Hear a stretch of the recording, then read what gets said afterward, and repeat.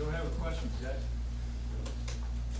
Scott, how would you define success for your team this year? I've been asked that question 100 times. Day by day, we get better and better. We keep getting better inside the house. Results are going to come.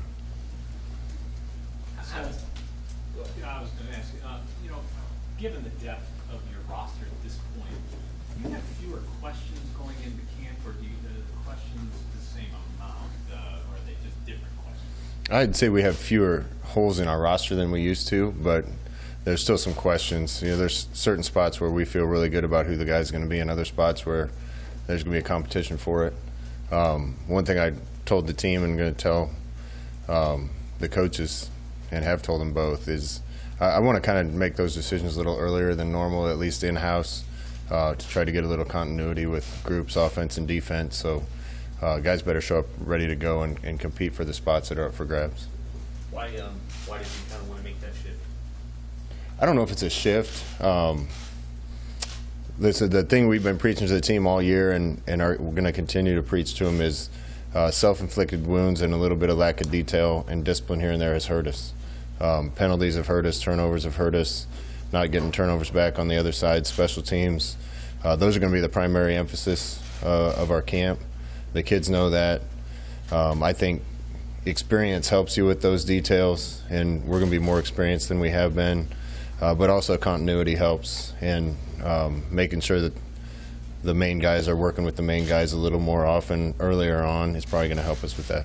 Scott, Adrian, do you think about his role in your run game any differently at all this year, just given the fact that he's missed a little bit of time at least in each of his 3 years, and also the experience you have behind him, or do you just turn the loose? Well, I've said publicly I think we've run him a little too much. That being said, there's going to be ways where that's the best play we can call, is something that might involve him carrying the ball. But we'll try to limit those as much as we can to keep whatever quarterback's playing on the field. Anxious to see the 2 or 3 guys behind Adrian compete and try to decide who that guy is. And if we get those guys up to speed, then we can probably be a little less conservative with what we do with Adrian. Along those lines, Scott, backup quarterbacks, do you adjust how you handle reps? Is it any different than what you usually use? I want to make sure they both get as many reps as they need to get to be ready, and also for us to decide who the next guy in the game would be. So those guys will get more reps, but in general, I think a lot of guys down roster for us are going to get more reps in this camp. I know Ryan helped challenge his running backs to have a big summer behind the scenes. What's just your overview going into camp of what you've got there and what you want to see? Well, running back's one of the spots that's up for grabs, and I'm not going to make any secrets about that. Those guys know that. I think we got a ton of talent in that room, but I don't want it to be by committee, ideally. I want to have a main guy and a backup or 2 that are going to share the bulk of the carries, and it's yet to be determined who those guys are. So those guys know, especially at that spot and a few others, that the competition is going to start on day 1, and we're going to try to figure out who the lead horse is. With only 8 full padded practices, how important will it be to use those to kind of evaluate the positions like running back? I think it's important. The change in practice structure really isn't going to affect us that much. Kind of affect our acclimatization schedule and what we do at the beginning. But we're not going to have 6 scrimmages and full tackle scrimmages to the ground anyway. You can get done about everything you can with full pads on when you have shells. So we'll get plenty of chances to evaluate the tackling and the blocking and the running with the running backs. I don't think the rules changes are going to affect our camp much. Kind of our roster nuts and bolts question, but I know Yeager wasn't listed on the roster anymore. What was his situation?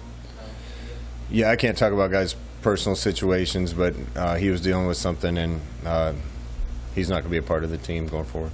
Are there any players held out for injury for all season or anything like that? No, I think the closest to season is probably going to be Will Honus.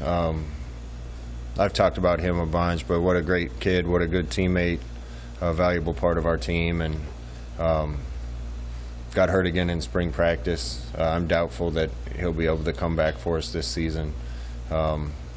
Most other guys are going to be ready to go for day 1 of fall camp, with a couple guys lingering a little longer than that. What about Fedoni? Fedoni was one that'll be longer. expect him to be ready to start practicing and potentially play late in the year, but we won't have him early on. How anxious are you to see some of those freshman receivers, not just the guys who just got here in June, but guys who weren't quite available to you, like Will Nixon and maybe what Alante Brown can do coming back?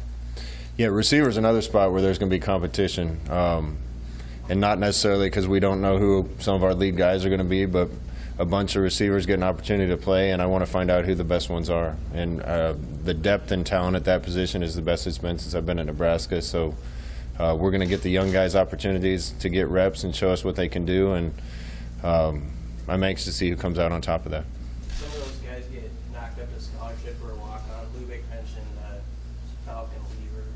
I don't know, maybe even Yeah, I can talk about that down the road. You know, I feel blessed and lucky to be in the position where you can help young men that choose to walk on come into Nebraska and eventually get their school paid for. I think we're up to between 20 and 25 guys in my 3.5 years that have been awarded scholarships, either temporarily or permanently. When the time's right, I'll give you guys that list.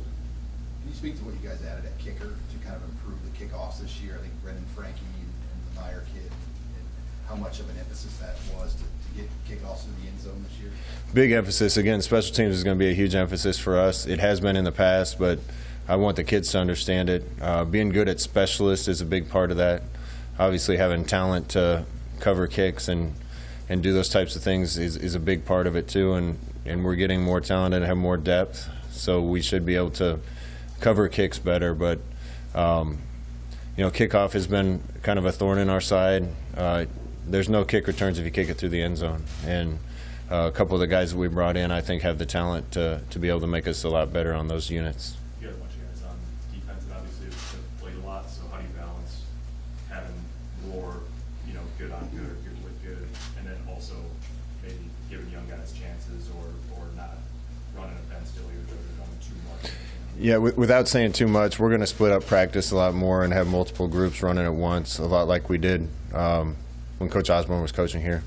I think that's going to give young guys opportunities to get reps and show us what they can do while giving old guys reps. Also have to do some balance with some of the super seniors and veterans to make sure we're giving them what they need to be ready to play without running them into the ground. So I think we have a good plan for that, and I think everybody's going to get all the reps they want. What's Cam Taylor-Britt's ceiling as a player?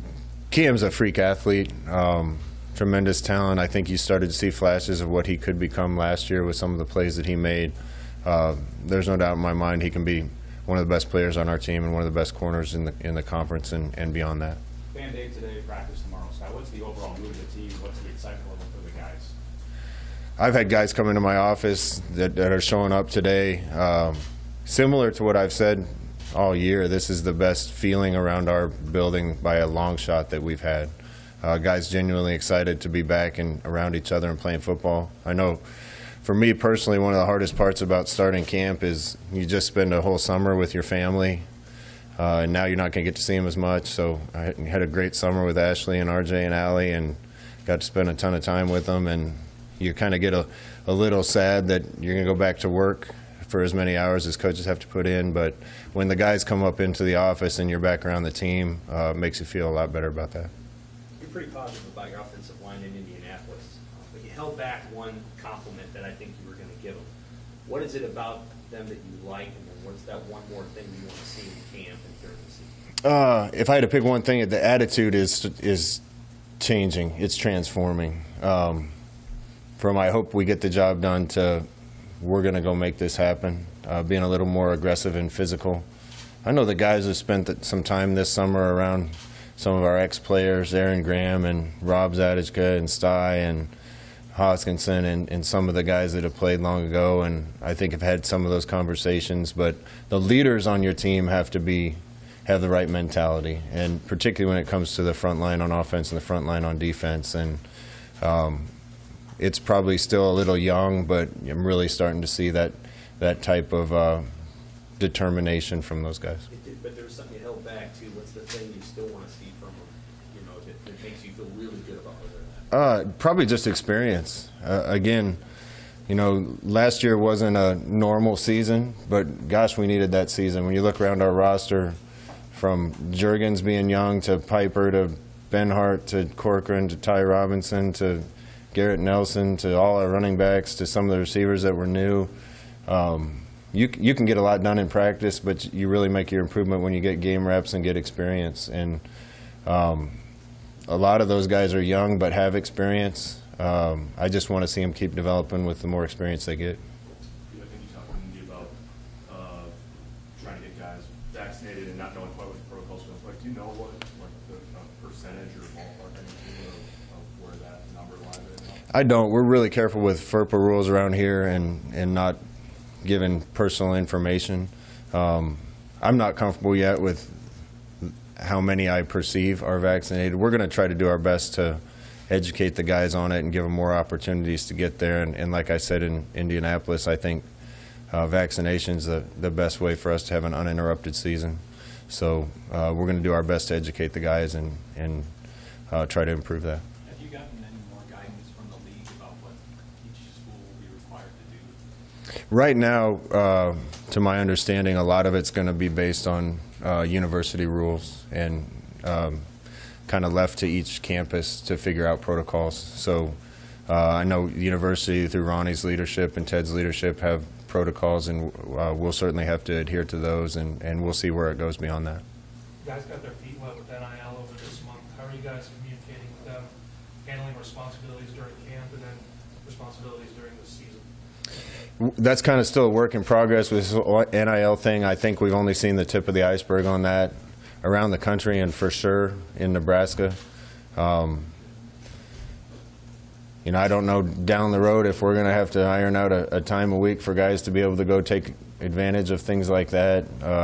There's a lot of decisions and ideas that we're going to have to come up with down the road. But like I've said a bunch of times, I think Nebraska football players and student athletes are uniquely positioned to take advantage of this because of the fan interest in Nebraska.